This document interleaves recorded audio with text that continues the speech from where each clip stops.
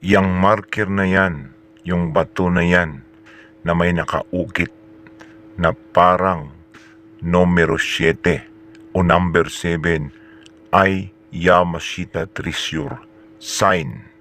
Ito ay palatandaan ng kayamanan. At ang ibig sabihin nito, ito ay nagsasabing proceed, digging. Maghukay na kayo sa kinaroroonan mismo ng markers na yan. Yan ay ayon sa Yamashita Treasure Code.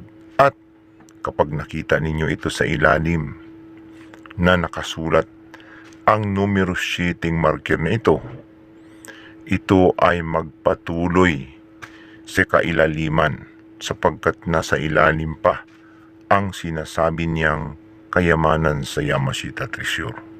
Sana po ay makatulong ito sa inyo. Mula po yan sa Yamashita Treasure Code.